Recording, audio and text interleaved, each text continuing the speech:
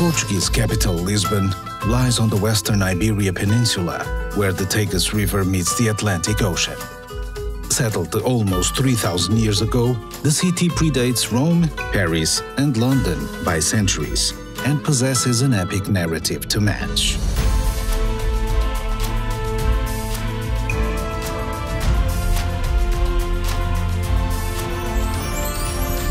From its early days as a Phoenician outpost to its expansion into a 16th century trading giant, from the Great Earthquake of 1755 to its glorious reconstruction, Lisbon has long been a city of shifting fortunes. For much of the 20th century, the city floundered, but the winds of fate have again shifted in Lisbon's favor. No longer a place of faded glory, 21st century Lisbon is again a place of possibilities. This is a city whose journey has forever been tied to the sea, so it's not surprising that many of her most important landmarks can be found along the waterfront. Rising from the banks of the Tagus River, the fortified elegance of the Torre de Belem stands as a reminder of Portuguese prestige and power in days of old. Just upriver rises the Monument of the Discoveries, which celebrates the nation's most revered seafarers, such as Prince Henry the Navigator, Vasco da Gama, and Ferdinand Magellan. Climb to the rooftop and look down upon the Mapa Mundi below, which charts the routes and discoveries of Portugal's intrepid mariners. Nearby, continue your voyage into Lisbon's seafaring past at the Jeronimos Monastery.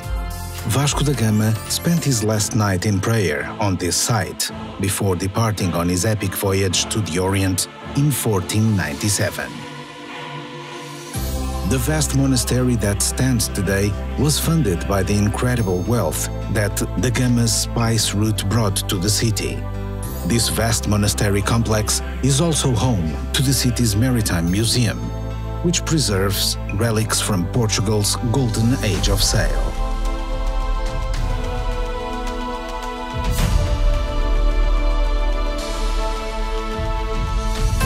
In the early 1800s, Portugal's rulers forced the resident monks to vacate their beloved monastery. Destitute, the monks sold a prized possession, their secret egg tart recipe. 5 generations later, the neighboring Belem Patisserie serves over 20,000 pastéis de nata to sweet-toothed devotees each day. And the recipe remains a guarded secret to this day.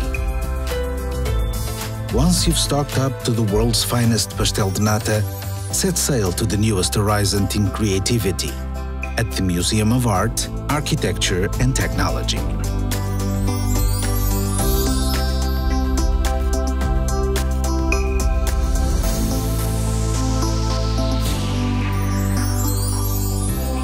Further upriver, the Portuguese love of the sea continues at the city's acclaimed Oceanário, where hundreds of species glide by in a celebration of a global ocean.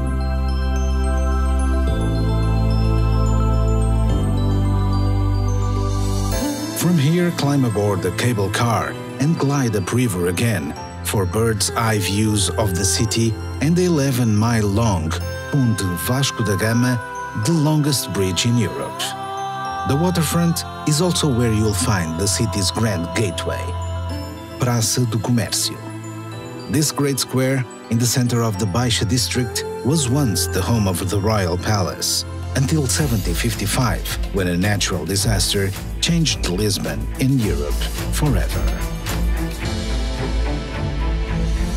At the Lisbon Story Center, feel the devastating tremors of that 6-minute earthquake and the terror of the tsunami and 5-day firestorm that followed. The earthquake obliterated 85% of the city. But with calamity came opportunity. Within a year, the rebuilding of Lisbon was well underway. Wide avenues replaced the medieval rabbit warrens of old, and a new style of elegant, earthquake-resistant architecture was born, Pombalin. The earthquake also shook the city free from the religious dogma of old, and from its cracks came the fresh new shoots of the Enlightenment. Pass beneath the Triumphal Arch, crowned with a figure of glory, valor, and genius, a tribute to the city's swift reconstruction. Then, simply drift down Rua Augusta and into another of Lisbon's great squares, the Rossio. If Praça do Comércio is the city's gateway, the Rossio is its heart. Since the Middle Ages, Lisbon's citizens have gathered here for bullfighting and celebrations. Today, it's the perfect place to relax by the cool of its fountains and on the waves of its patterned pavement. Lisbon belongs to that club of great cities, which are defined by 7 hills. So, wherever you roam, eventually you will find yourself going up to take in the views. Luckily, Lisboetas have come up with some innovative solutions to save their legs on hot summer days. From the lower town, ride the Elevador de Santa Justa to the Bairro Alto district. Here, you will find the Convento do Carmo, whose unrestored arches bear testament to the devastation which befell the city in 1755.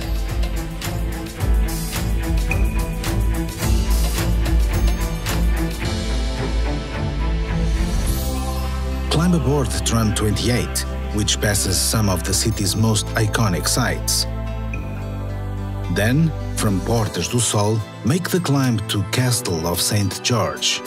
From high on the battlements of this 11th century Moorish citadel, the red-tiled roofs of Lisbon spread out before you, stepping down to the lower town and the blue Tagus beyond.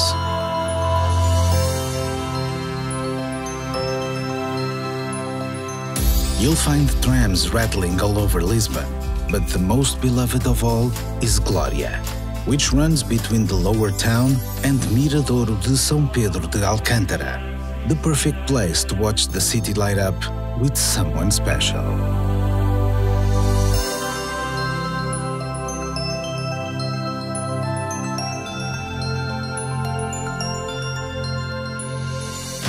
Although the great earthquake reduced much of Lisbon to rubble and ash, the ancient suburb of Alfama was spared.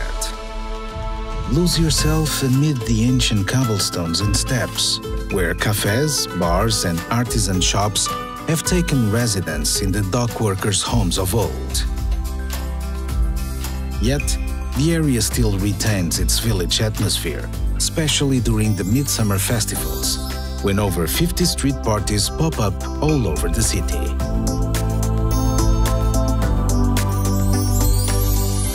The Alfama is home to the Romanesque towers of Lisbon's cathedral, whose walls date back to the Second Crusade, when the city was liberated from the Moors.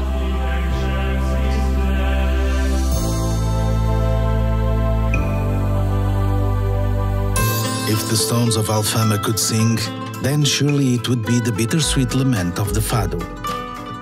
At the Fado Museum, discover the traditional song of Portugal, which originated in the bars and laneways of the Alfama.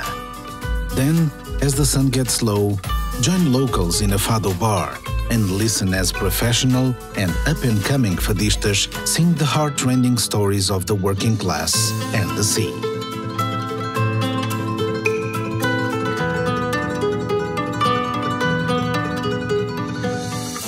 Lisbon's walls may not sing, but the tiles which adorn them possess a music of their own. First introduced by the Arabs, over the centuries the Portuguese have made the art of azulejo their own. Housed in a former convent, the National Azulejo Museum celebrates the evolution of Portugal's tilecraft across the centuries, from the biblical tales of old to the new frontiers of tile design.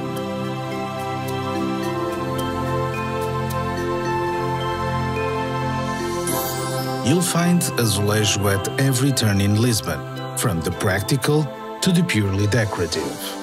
But to see the Sistine Chapel of tiles, head to the city's north, to Fronteira Palace.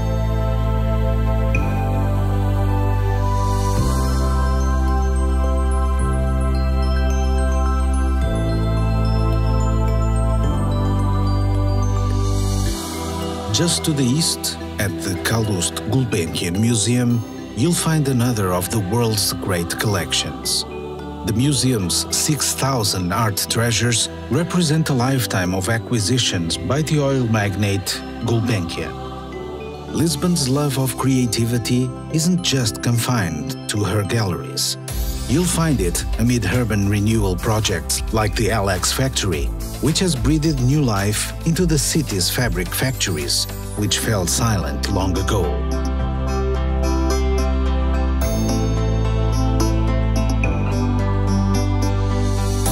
You'll find creativity on the communal tables of the Mercado da Ribeira, where some of the city's most innovative chefs and brewers reinterpret age-old traditions.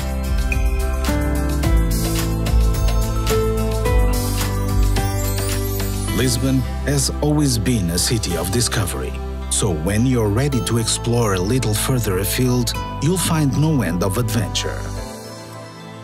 Less than 20 miles west of the city is Cascais, an ancient fishing village that was woken from its slumber when Lisbon's nobility discovered its golden bays in the late 1800s.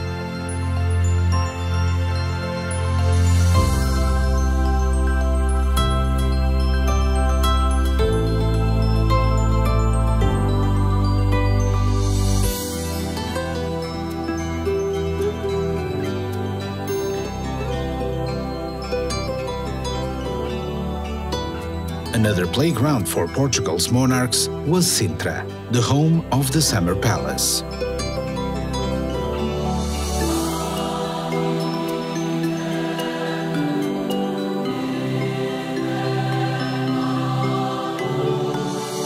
A half-hour drive to the northwest of Lisbon, Sintra is more than a weekend destination.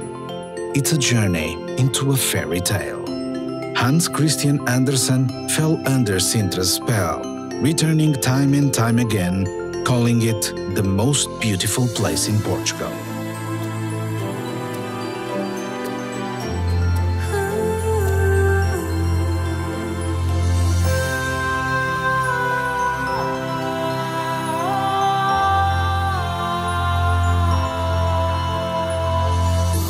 From Sintra, it's just a short drive to the incredible coastline of the Sintra-Cascais Natural Park.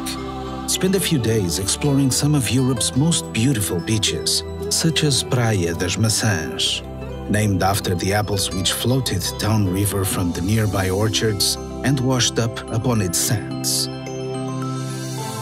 From here, venture southward and explore the remote beaches of Adraga and Ursa, where the Atlantic waves have carved a dramatic coastline straight from Homer's Odyssey.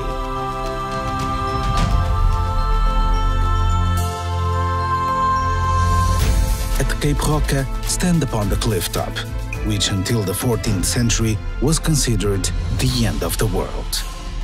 Here, on the westernmost point in mainland Europe, 400 feet above the pounding Atlantic, it's easy to understand how Lisbon's seafarers were drawn to see what lay over those far horizons. Yet, no matter what wonders they saw, what riches they found, they always yearned to return to their city, Lisbon, the Queen of the Sea.